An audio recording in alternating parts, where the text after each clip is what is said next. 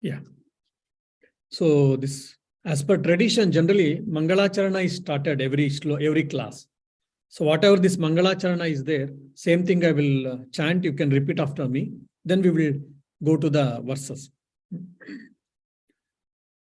Vasudevendra Yogindram. So this, as per tradition, generally Mangalacharana is started every class. So whatever this Mangalacharana is there, same thing I will chant. You can repeat after me. Then we will go to. Sorry, is we're repeating. Yeah. Vasudevendra Yogindram Natva Jnanapradam Gurum Vasudevendra Yogindram Natva Jnanapradam Gurum Mumukshunam Hitartaya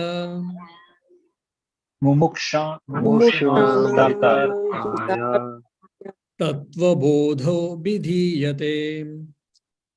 Tattvabodha Vidhiyate. So we have discussed about this Mangalacharana, and also we have discussed about Anubandha Chatushtaya. That is fourfold connections. So which is very important and which is very unique in Indian tradition and where Hindu philosophy tradition. So in the olden days, in the beginning itself, the author is to tell this book is for whom or who is the fit person to study this my work, and what is the subject matter, what is the connection between the seeker and the subject matter, and the fourth is what are you going to get by studying this work or my work. Now, which is the very prerequisites for to study Vedanta. T and C apply, we read. Any insurance or any policies you make, T and C apply, they put, but in very small fonts. They are very intelligent enough to put T and C apply in a small. And we Indians, we are very good at it. Without seeing, we sign, yes, I have read it and it's okay for me. And when we get into problem, then we'll understand, oh, you didn't tell me, or I didn't know this, blah, blah, blah, these things. The same problem is there in our spiritual life also. Swami, I'm studying Advaita Vedanta for a long time. I'm not able to realize self. Or I am meditating a lot, but I'm not able to have God realization. Or I don't have spiritual progression. So like this type of comments and laments and our own feelings, despair also, we do say with the monks or with the seniors or whomever. So why? Because according to me, the terms and conditions are not fulfilled. So for an example, any house, any building has to be built properly. The base is very important. So in Advaita Vedanta, they tell very clearly, when one can have self-realization, that is a minute or a fraction of a second, now itself you can have it. Then why it is not happening? You have to prepare. Fine. How much time it takes for preparation? Oh, that will take years and lives probably. So the whole of our life is preparing our body and mind, or especially our mind, to have the self-realization or to have the God realization. So God realization and self-realization in a fraction of a second, it happens. To happen that, we should have a proper mind. For that only, we are struggling all these things. And similarly, there is a prerequisite to study Vedanta, or who is the fit person to study Vedanta, who is the fit person to practice Vedanta. So that is called sadhana chatushtaya sampanna. Sampanna means endowed with, and sadhana chatushtaya, the fourfold qualifications. Who is endowed with these four qualifications, he is fit to study Vedanta and practice Vedanta. So if these four boxes are ticked, then I and you are fit to study Vedanta. If not, we are not fit aspirants, or we are not really, topmost or the best aspirants to study Vedanta. So now, sadhana chatushtayam kim? So you have to repeat after me. Sadhana chatushtayam kim? Sadhana chatushtayam kim? what are the fourfold qualifications? So already I think in my first class I told the beauty of this Tattvabodha is it is not written in the poetic form, rather it is written in a prose form and in the question and answer format.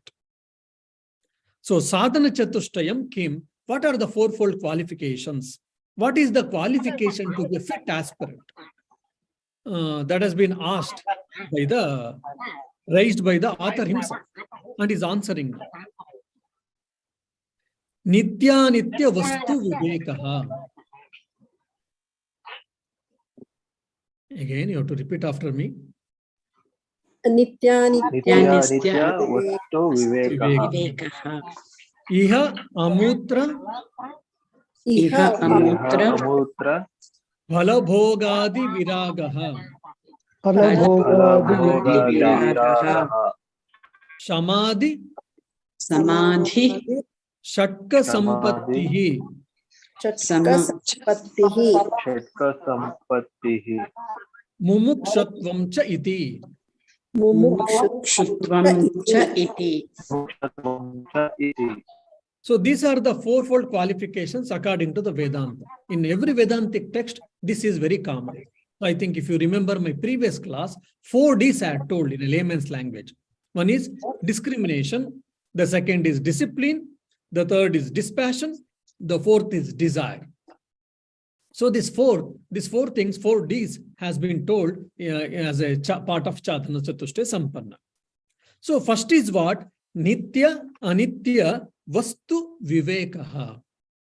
Discrimination between the impermanent and permanent thing, or discrimination between the eternal and ephemeral. So here discrimination is not used in the negative sense. Rather, it is used in the judgment sense, probably, to understand the thing, what is right and what is wrong, what is pleasurable and what is blissful, what is permanent and what is temporary, what is momentary and what is everlasting. So to understand the right and leaving the wrong things, leaving the unwanted things, leaving the lower things and holding on to higher things, we have to do the discrimination between right and wrong. Racial discrimination, caste discrimination, economical status discrimination, all these type of discrimination we come across. So Vedanta is also asking for us to discriminate this type of discrimination. No. So it is used in the sense of right judgment. It is used in the sense of right understanding. So it is used in a positive sense. We have to understand very clearly. Now, how it helps? Probably whoever has studied Kathopanishad, you'll be able to understand this Nitya Nitya Vastu Viveka, how important. When Nachiketa was sent to Yamaloka, or Nachiketa when reached Yamaloka, for 3 days he was waiting. As the story goes, Yama, because of some work, he had been out. Since Yama had not come, and he was waiting for 3 days as a young student, Brahmin young student. On 3rd day, Yama came back and he saw that a young student who is with full of that spiritual aura in him is waiting as a person. Then he asked, who are you? And he asked about him. And Yama feels very sorry that a guest had come and had made him to wait for 3 days, which is not right, because our culture, Atiti Devo Bhava, it always says, the guests are considered as a guest, embodiment of guest. Now he's a guest for me, but I made him to wait for 3 days. Now I've done a mistake. So now to rectify mistake as a prayashchitta, I will give you, oh my son, Nachiketa, I will give you 3 boons. So you can ask anything. And Nachiketa was so intelligent, you see. The first boon he asked, when I go back to the world, the earth, my father should recognize. In this one boon itself, there are 2 things. Because someone we go to Yamaloka, then we cannot go back. So he's saying that now I have come to Yamaloka to maintain my father's word. But when I go back, that means you will be sending me back, first point. And when I go back, people should not feel that I'm a ghost or I'm a spirit. Rather, people should recognize me as Nachiketa. How intelligent. In one boon, he's taking 2 boons. Then Yama said, Tatastu, so let it be. The second he asked, my father is interested in reaching heaven. So let me know the vidya, let me know the art by which he can reach heaven. Then Yama taught him a special sacrifice, and he said, by this sacrifice, by performing this sacrifice or yajna, one can reach heaven. And Yama was so pleased by the quality and the character of the Nachiketa, he said, from today onwards, this particular sacrifice will be named after you, Nachiketa Agni. And he was so much, happy about the Nachiketa, he gave one celestial necklace to him. Fine. So 2 boons are over, one extra boon also he got now. What is the third boon? He says, yeah, Nachiketa, just an 8 or 9 years old boy, he asks the Yama, oh Lord, some say after death nothing exists, nothing survives. And some say after death something exists or something survives. And you are the Lord of death. After the death of a being, what happens? You know better than anyone and everyone in this world. So let me know this. So he sensitively, indirectly is asking what is Brahman, what is Atman, or is asking, seeking Brahma Vidya, Atma Vidya. Yama understood this. And he was astonished to see that as a young boy, as a kid or a young child, is asking for that greatest knowledge, that is Brahma Vidya, Paravidya. Yama says, my dear, even the Devatas, the demigods or gods and goddesses, celestial beings, even they are out of it. They are far behind this. Even they don't have this Brahma Vidya or Brahma Gnana. And it is very rarest, and it is very subtle, and it is very difficult. So please, I beg you, you should not plead for this. Instead of that, you ask anything, I am ready to give. What will I give? I can give you thousands or millions of rupees. I can give you bullock carts, horse carriages, chariots, and hundreds and thousands of attenders, and with full of money. And if you want, I will see that I will bless you, that you will have a wife, children, grandchildren, great-grandchildren. They can live for hundreds of years. And you can be the ruler of the entire earth. Not of one place, entire earth you can be the ruler of that. If you want, I can bestow that boons on you. So, but please don't ask for this. Now imagine if anyone, god or goddesses, if you ask for Brahmagnana or even for a saint, if they say that I will make you a millionaire instead of Brahmagnana, we will say, thank you, let it be Brahmagnana, we'll keep it aside and we will become millionaire. Then we will see afterwards what is the Brahmagnana. Most of us. But Nachiketa says, no. He says that you may give all these things. I may enjoy to a certain extent. Afterwards, my body and senses will not be energetic enough, so I cannot enjoy. Just like when we become old, we have got everything to enjoy. We have achieved the materialistic prosperity. We have got a lot of money, lot of comforts, everything I have got. But to enjoy, my body doesn't accept. The doctor says that better you eat 2 chapatis with boiled vegetables. Or when we become old or whatever. So he says that Indriyanam Jarayanti Tejaha. By enjoying all these things, my senses become weak and I will not be able to enjoy these things. One is that.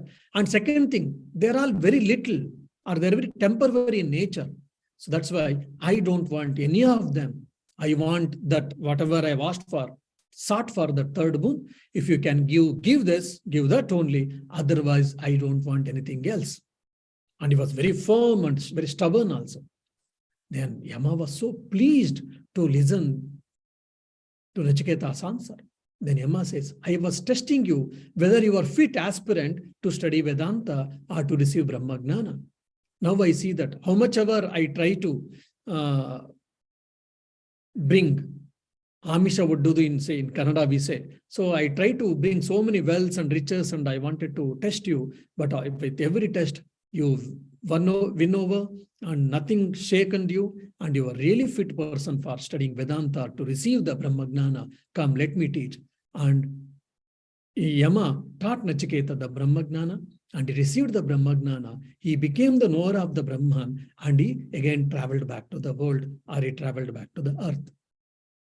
Now, whatever the Yama said to Nachiketa, now that has been described, or it has been very beautifully explained in the Kathopanishad.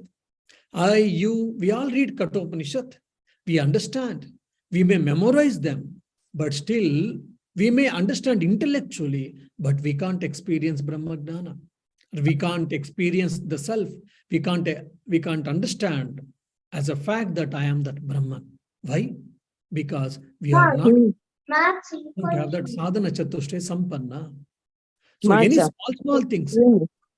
మాకు చేసింది కదా 2 యాక్టివిటీలు దానికి బాగాలేదు అని వాపస్ పంపించింది Maybe some of you bill put out your audio. One minute. నేను చెప్తే ఏమీ లేదు కల్లరానా చేయరా అంటే ఎంత అసహ్యంగా చేస్తుంది కదరా. ఎప్పుడు ఇవ్వాలంట దాన్ని?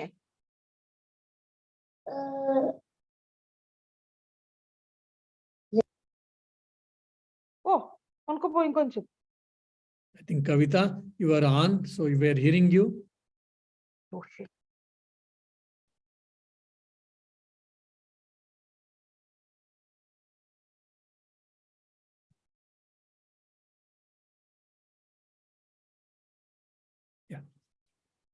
So please, probably you can keep yourself mute.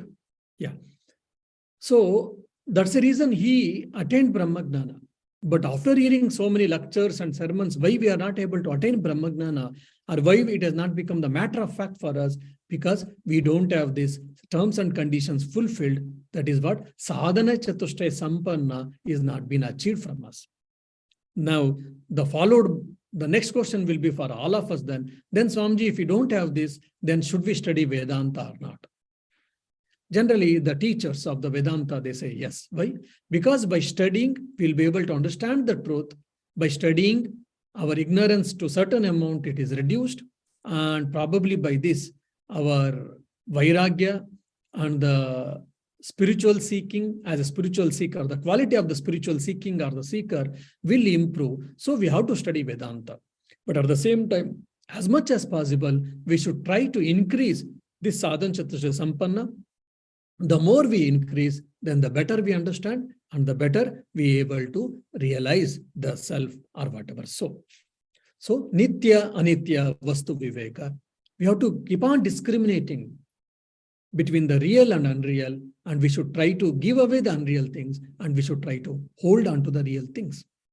That doesn't mean that one should renounce the life or renounce the world. No, I don't mean that. Rather, we should hold on to the self. We should hold on to the higher things. We should hold on to the God. Either you are in the monastery or in the house, never mind, but hold on to God, hold on to self, hold on to the truth, and live according to it. That is what the author is trying to tell here. Now, the second is dispassion, I told. Shamadhi sadhana sampattihi ka. What are the accomplishments of sadhana starting with shama? So the author himself says, shama, dama, uparati, titiksha, shraddha, samadhanam chaiti. There are 6 virtues. So the first is shama, the control of the mind. Dama, control of senses. Then uparati, equipoise of the mind or following one's own duty. Then titiksha, forbearance or endurance. Shraddha is actually shraddha only, but the nearest translation can be faith. But shraddha, the equal translation, best translation is shraddha only. Then samadhanam is what? Concentration. Now we shall try to understand all these things. So controlling the mind is very, very important. And these 6 are nothing but the discipline. So because if you have got a disciplined mind, then it is easy for you to control the mind and to have the success. The more you have got discipline, the more your success will be possible. In the most of our youthful time, we have got tremendous energy, physically, mentally, from our body, mind, senses. But at the same time, mind is so turbulent. Since we are unable to control the mind, lot of our time and energy is getting wasted. If we have got a control over the mind, then definitely we can make best use of the time and energy and whatnot. Say, for an example, we think every day that we should get up at 5 and we should sit for 1 hour, 2 hours meditation after finishing oblations. All these things we think, but we are unable to make. We may say, oh, because of workload, because of family problems, because of commitments and all, but it is nothing but, there may be some reasons, no doubt, but it is because of lack of control of the mind. The more and more you have a control over the mind, the more and more the success will be easy for all of us, and especially in the spiritual life. And following these disciplines, one can get the integrated personality. And if you see the life of sadhus, saints, and great prophets or incarnations, are the best spiritual aspirants, among them, what is that? They have practiced disciplined life. So disciplined life is very, very important. Now, though there are 6 virtues, so the author is trying to tell that it is a discipline, not the disciplines. Why? Because according to him, every 6 virtue or every virtue is interrelated. So one without another cannot coexist. That's why he has said just a discipline instead of disciplines. So these are very, very important. So what is Shama? Shamaha kaha? Manonigraha. So what is Shama? It is control over the mind or control of the mind, or rather it is mastery over the mind. So which is very, very important. Why? Manayeva karanam bandhamokshayoho. Mind is the only reason for my bondage and for my liberation. Mind is one of the wonderful instruments given by the God for all of us.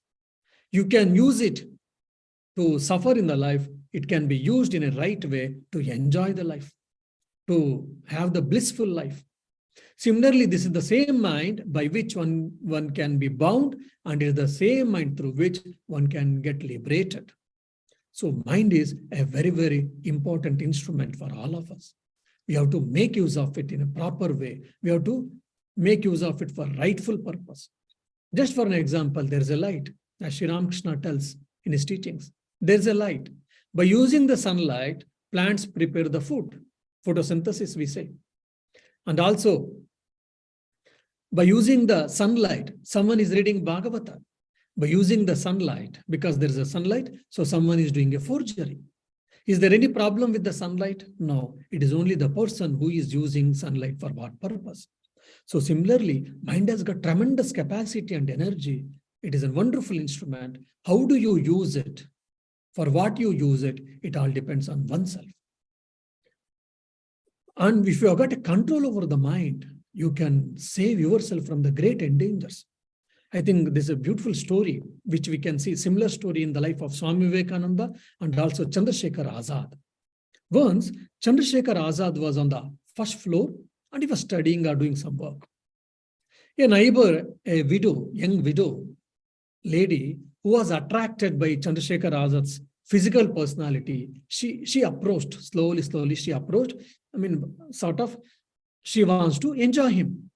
The moment Chandrasekhar Azad understood the bad intention of that young widow, immediately he wanted to get out from that. He never explained to her, he never, scolded her, rather. Immediately he wanted to control himself, or he wanted to take care of himself. Immediately, without thinking, second thought, he simply jumped from the first floor to the ground because he wanted to save himself and he wanted to save her also from the wrong intentions. See, this is called alertness. Mental alertness. He was so alert because at a fraction of a second, if something happens, either I or she can be the victim of the wrong intention. So he didn't give any room, or he didn't give any opportunity to happen. It immediately, the moment he understood what is her intention, immediately he jumped from the first floor, not caring for anything else. So he was such a, alert. With such an alert mind, if you can have, then our meditation, our spiritual progression, or even materialistic progression, all things are possible. And pramada, we say, pramado vai mrityu, the negligence can be taken care a lot in our life. So controlling the mind, if you have, the more you got control, the more success is possible for all of us. So we have to understand. And the question comes, Swamiji, It may be easy for you people or some of you, but it is not for easy for us. So controlling the mind is a Herculean task. It is not only problem of you or problem of me, it is the age-old problem. Even Arjuna also asks to Sri Krishna in Atma Sanyama Yoga, 6th chapter.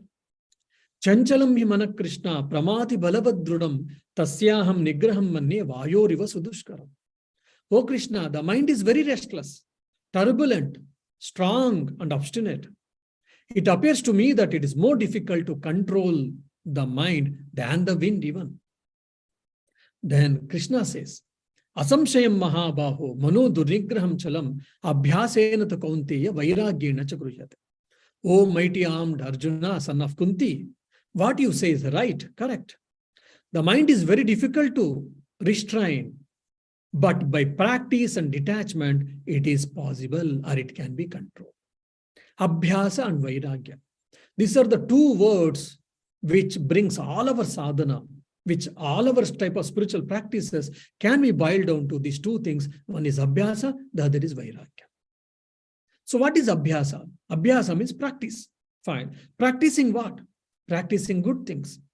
Encouraging mind to have the higher thinking. Atma Chintana we can say. Satsanga we can say. Or cultivating good habits. Cultivating good thoughts. Cultivating good feelings and emotions. So cultivating a good personality, a right personality, or a gentleman basically. Then what about detachment? Vairagya. The word moment Vairagya say, oh, we have to become monks and nuns. No. Here Vairagya is detachment. Detachment from the wrong things. Detachment from the unethical things. Detachment from the things which makes us weak mentally, physically, intellectually, emotionally, or spiritually. That is what. Abstaining them from these things is what detachment. So Vairagya means it is not to become a monk or nun, rather detaching ourselves or desisting ourselves from the wrong things. Or if you speak or if you try to understand this concept from Upanishads, I would like to say that it is theory of sublimation. This in Taittiriya Upanishad, Ananda Mimamsa definitely tells that very important idea. One of the very important idea of Upanishads is theory of sublimation. What is this? To get the higher things, to get the highest bliss, we are trying to merge our lower bliss, lower happiness, or lower joy, lower pleasurable things into the highest bliss. I think it's the standard experiment in a psychology, marshmallow experiment. To get 2 marshmallows, the child was asked not to eat 1 marshmallow for the given time. So for an example, I tell you, okay, my dear child, I'm giving you Cadbury's chocolate. After 5 or 10 minutes, I'll come back. And if you have not eaten this Cadbury's chocolate, then I will give you 1 more. By the time you see the children see the Cadbury's, before finishing our sentence, children will start eating, most of them or many of them. Some of them, they listen patiently and they start eating. They don't care for the second ones. Some of them, they hear, they try, but they fail. Only very few of them will be able to control themselves at pace or easily, and they get a second chocolate. So to get the second chocolate, one had to control for not eating the first chocolate. So similarly, to have the highest bliss, which has been derived out by knowing oneself, by experiencing oneself, all the lower pleasurable things which we can merge in the highest bliss. Or in just, if you want me to say, like 10th standard, one would like to have the first rank. So to get the first rank, which can be the better happy or better opportunities, which can create a better opportunities. So I don't see TV much, or I don't go for play unnecessarily, or I don't waste my time. Rather, I study properly. So controlling the mind and senses to achieve for bigger things, to achieve the higher things, to achieve the bigger things. This is what theory of sublimation. So instead of giving up, we should try to hold on to or merge our lower things to the higher things. Theory of sublimation. So Abhyasa and Vairagya can be understood from this point, that is theory of sublimation. Or practicing good things and detaching or desisting from the lower things, from the unwanted things, or from the unethical things. So shama means it is control of the mind. Control of the mind is achieved by abhyasa and vairagya. Then dhamma, sense control. Control of the senses is also very, very important. If the senses are not under control, so the mind is automatically cannot be controlled. So how it is possible, how it can be controlled, the senses? They say again, it is by constant practice. Damaha kaha, chakshuradi bahya indriya nigraha. We have got 5 sense organs of knowledge. Chakshuhu, adi, chakshu and etc. Bahya indriya, that's the external 5 sense organs of knowledge that has to be controlled. So, these 5 sense organs of knowledge by which our mind is going out and it is trying to experience the world, it is trying to know the world, and it is all pleasures and pains and everything is being received from these 5 sense organs of knowledge with respect to mind. No doubt. We get all the knowledge from these 5 sense organs of knowledge, no doubt, but at the same time, our understanding the world is also limited by these 5 sense organs of knowledge, which is very important point. So this is the fundamental difference between the science and the spirituality. The science is, it has to be verified. It has to be perceived by these 5 sense organs of knowledge. It has to be shown to experience any object from these 5 sense organs of knowledge. Then only we can say that a thing exists, a thing can be called true. Yes, fine. We also accept from these 5 sense organs of knowledge, all knowledge is, most of the knowledge we get it, but at the same time, it is also limiting our knowledge purview. First point. And the second is, because I don't get the perception from these 5 sense organs of knowledge, it is not that thing doesn't exist. So this is the very fundamental difference between science and philosophy or the spirituality. So basically, the Vedanta questions, the Indian philosophy questions that what is the guarantee that these 5 sense organs are giving the right knowledge for us? They are giving some amount of knowledge, but at the same time, they are maybe deceiving us. How to understand? Say for an example, for argument's sake, the God gives us the sixth sense, one more sense organs of knowledge. The moment one more sense organ of knowledge, if I get it, then probably my understanding the world is totally different. So that means how much ever is true that the knowledge I am getting is only through these 5 sense organs of knowledge. Mostly, it is also that it is limiting and it is also deceiving us. Anyhow, so these 5 sense organs of knowledge, when Vedanta say, it is not of these external organs, rather it is a part of the subtle body. So these are the external instruments, but the real indriyas are in the part of subtle body that has to be controlled. That is what the Vedantin or the author is trying to tell. So how is it possible? Fixing one's own mind on the desired object or controlling them or not letting them to go out. Nigraha basically. By that, one can control the sense organs. That's what author tries to tell or author tries to explain. And this example has been given very clearly by Sri Krishna in Bhagavad Gita. Kurumungani iva sadusha. Just like when tortoise understands that there is a danger, immediately it withdraws its limbs and its head. So from outside it is only shell, outer hard shell. It immediately withdraws himself, everything. So similarly, we have to be careful, and that type of danger when we face, when we encounter, then immediately we should withdraw our sense organs. Then we are safe, we can be taken care. Nippat the bud, we say. For suddenly some desire is coming, or suddenly some unwanted, undesirable thought is coming. Just if you control there itself, then it is easy. Or if it grows, then it will be difficult. Though similarly, when the senses are going out, immediately if you can control and turn inwards, that is very important. So that is seen in the further disciplines. So the third discipline is Uparati. What is Uparati?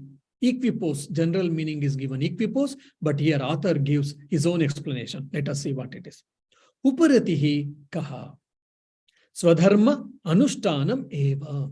It is following of one's own duties.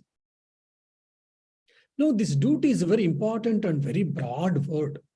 So, the broad canvas, we can think this duty can be understood at 2 different stages or at 2 different levels. two different perspectives. One duty is our swadharma. As a monk, I have got some swadharma. As a householder, you have got some swadharma. Or as a teacher, you have got some swadharma. Or as a employee of a company, you have got some swadharma. So at the empirical level, we have got our own swadharmas.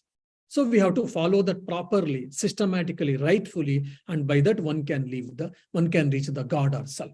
That is the one thing. But here, author is trying to make us understand that here Swadharma is what? Swadharma is Atma Gnana. So the Manava Janmas, Swadharma is what? Trying to reach God, trying to understand or experience the self. That is the Swadharma. Sri Ramakrishna tells very clearly. The goal of the human life is what? God realization. So the Swadharma of the human life is what? God realization or self-realization. All other things are complementary or they are secondary. The primary Swadharma of a human goal, of human life is what? Atma Gnana Prapti or Bhagavad Gnana Prapti. So that we have to understand. That is what Uparati according to the author. And also some say that Uparati, some are the authors in different books. Uparati means equipoise, Uparati means purifying the heart, all these things are told. But generally, according to the Tattvabodha, Uparati means following one's own Swadharma. So what is Swadharma? Swadharma is Atma Sakshatkara or Bhagavad Sakshatkara is Swadharma. Then the fourth is, what is Titiksha? That is forbearance or endurance. We shall try to see this in the next class. And I will keep it open now for question and answer sessions if you have got any. Om Shanti Shanti Shanti Hari Om Tat Sat Shri Ramakrishna Arpanamastu.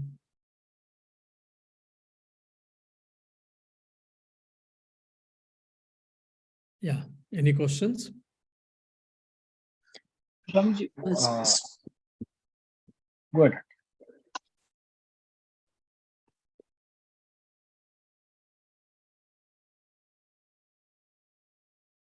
Yeah. Okay, I'll go, Samita.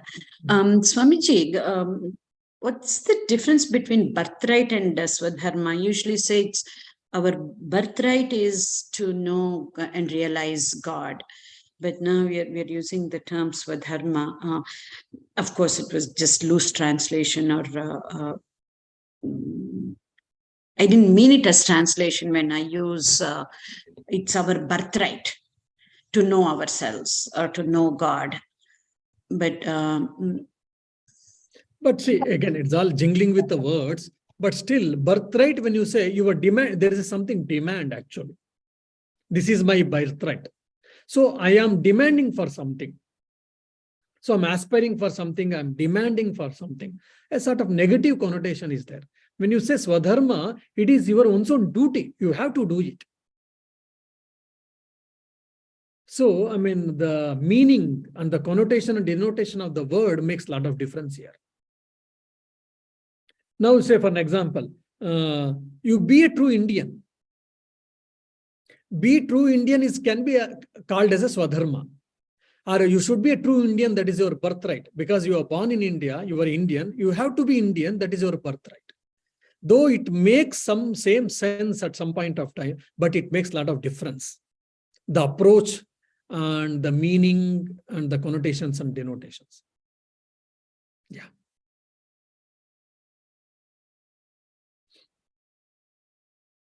Yeah, Samit? Yes, Swamiji, one question is this whole thing about the pre-qualifications. And the first pre-qualification is understanding discrimination, especially the Nitya, Viveka.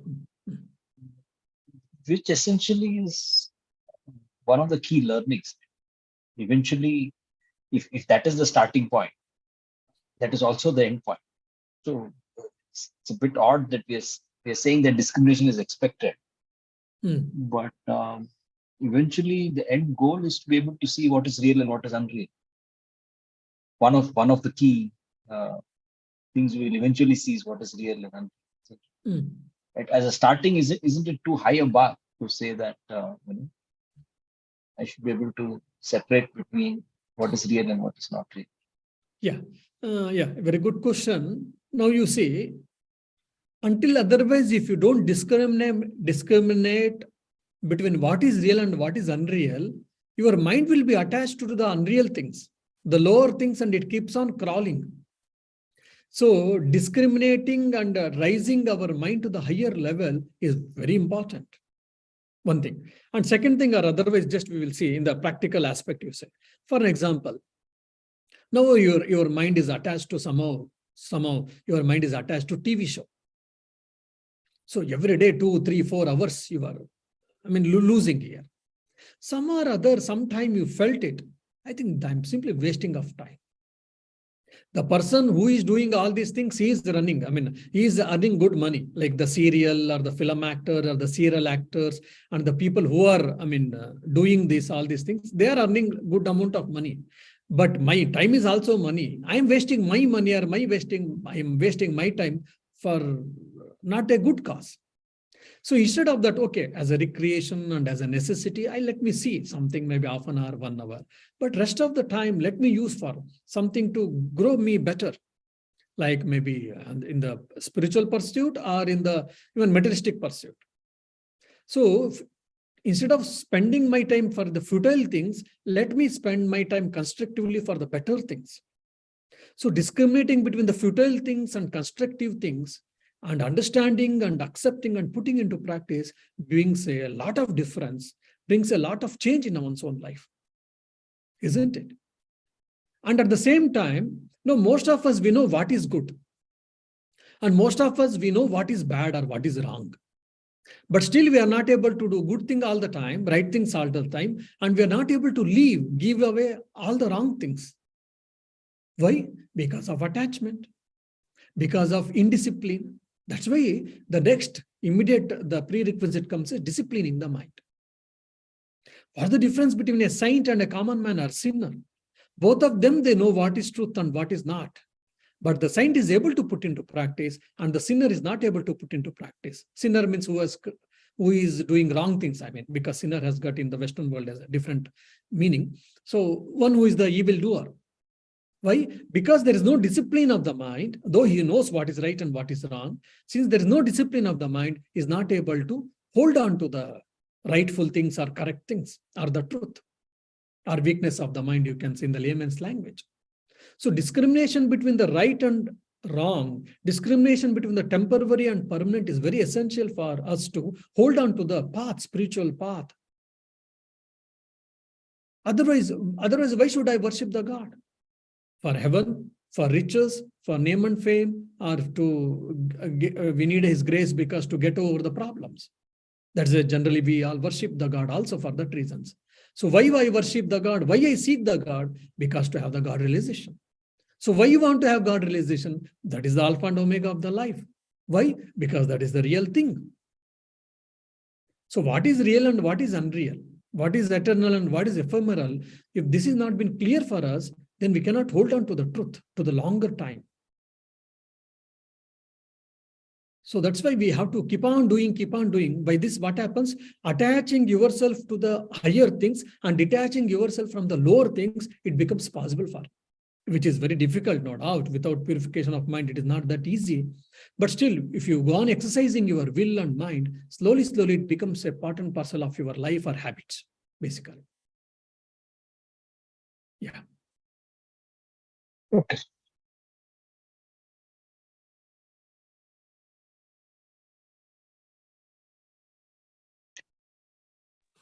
Swamiji, knowing the real and unreal is the ultimate, is the last thing also, no? First, what is Nitya, Anitya Vastu, first we start with it. But the end part is also knowing Brahman is real and the world is unreal. Tane? Yeah, but there, initially you have known which is eternal and which is ephemeral, or which is permanent and which is not, and you know it intellectually. But when you reach it, what happens? It becomes a matter of fact for you. Yeah. We should experience it. It becomes your experience. Yes. Now it is intellectual knowledge. You start with the intellectual knowledge and it ends at experience. Yes, Maharaj. But That's the what I mean. intellectual. In many times, in jokingly, I've told in my lectures. Now, when you are hearing Vedantic talks, you feel how right it is, how true it is, and all. Your mind becomes calm, quiet, serene, and you say that, okay, today onwards, I will not waste my time. I will spend my time in meditation or Vedantic study or something, blah, blah. We think all these things. Once talk is over, just a phone call, a small message is enough to disturb our mind. All our Vedanta has been flied, has been evaporated. Though I know what is right and what is wrong, still I am not able to stick on to it. But now the person who has experienced the truth or the reality, what happens? How much ever messages he may get, how many phone calls he may get, he may do it as a duty, whatever he's supposed to do, but he is not disturbed, he is not perturbed. His knowledge has not been dried or evaporated or washed out. Isn't it? I know what is right and what is temporary and permanent, but at the same time, I'm not able to stick on to it because of so many reasons. But the moment you experienced, when you are experienced, that is not the case. The best example is Sri Ramakrishna. Sri Ramakrishna tells to Mahendranath Gupta, the author of Gospel of Sri Ramakrishna, he makes a comment that, you know, if this world would have been true, I would have covered the Kamar Pukur, my birthplace, with the golden covering. See, he's doing all his Leela, but in his heart of hearts, he knew that the world is an appearance. You can say Leela or appearance or whatever you say, that is different. But for him, he was very clear that the God alone is real, the self alone is real. The same thing we can see in the life of Swami Vivekananda. How much ever he told about Karma Yoga, how much ever he told about, service and etc., etc. His mind was always trying to stay or trying to merge with the Brahman or trying to experience that. And that's why he was Dhyana Siddha. His mind was always soaring high to be with the Brahman or to be having that experience of that Brahman completely. So there were any problems or any situations that never brought them down or deteriorated things from the truth. But whereas for us, a small incidents, small things can change. Oh, why you didn't attend class today? Oh, I had some problem in the house, or someone abused me, or someone scolded me, either in the house or either in the friend circle or in the company. So I was not okay. So my mind was not okay. So my mind was not balanced. That's why I didn't attend Vedanta class. You see, one sentence of someone can disturb us so much. All our Vedanta gets flied. So knowing and experiencing, knowing and as becoming the matter of fact, matter of experience, there are two different things. So you start with intellectual convictions and you end with the experience. Yes. Yeah. Yes, Maharaj. Thank you. Swamiji, that before that intellectual conviction, even that intellectual knowledge, what is exactly Nitya, what is Anitya, even that many of us will have our own ways of thinking. So the clear definition, forget about intellectual conviction, even the definition is first needed, and then we need to have that intellectual conviction before the experience. Yes, because it is a very good point. See, here only this cultural difference comes into the matter. Now, because in the present day, neither Vedas, nor Puranas, nor Upanishads, nor Dharma Shastras we are reading. Till of late, maybe 200, 300 years before, till then, if not all, majority of them, they used to read all these things. If not Ramayana, Mahabharata, or Puranas, or Dharma Shastras, or Vedas, Upanishads, somehow or other, they used to read these things. So they had a fair understanding of what is Nitya and what is Anitya. So that's why the author said, so Sadhana Chatushta Sampanna is first is Nitya Anityastu Vivek. If probably today, if the Shankaracharya comes, he says that the first qualification should be studying Advaita Vedanta, or studying the Upanishads, or studying Bhagavad Gita. Because then only you'll get a clarity, or you'll get a picture, what is right and what is wrong, or what is temporary and what is eternal. So in those days, it was a part and parcel of their life upbringing and the society and their culture. And also, I don't say today also, yes, we have got a very vague ideas, no doubt, but knowingly or unknowingly, every human being, at least in India, we have got an idea what is right and what is wrong, what is temporary and what is eternal. Don't you think? It is not crystal clear. It is not very perfect and rightful understanding. I don't say no. There's limitations, but still people have got that sense.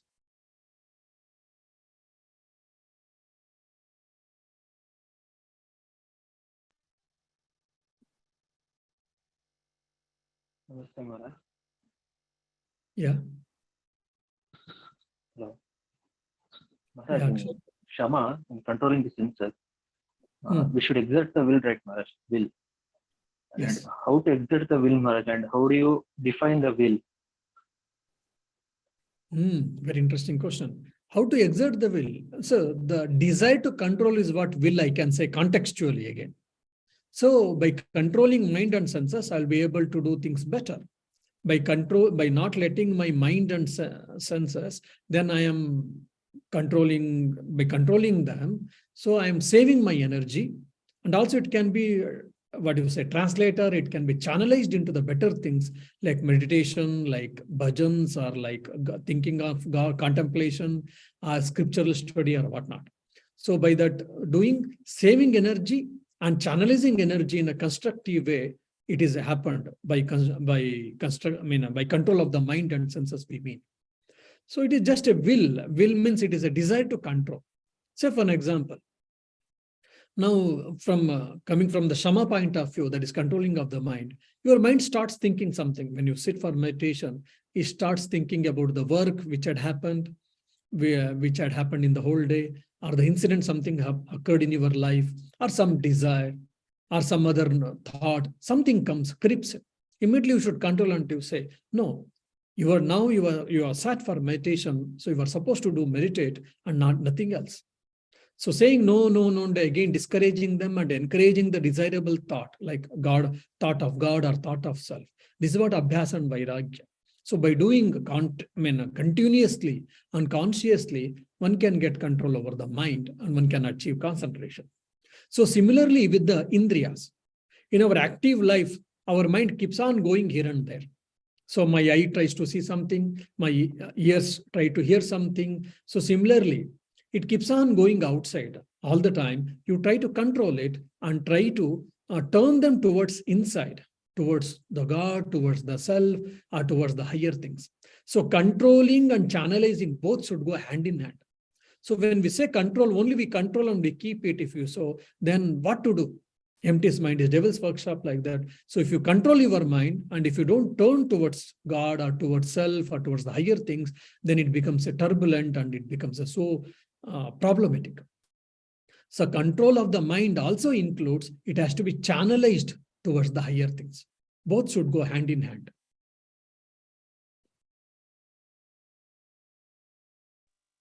Thank you.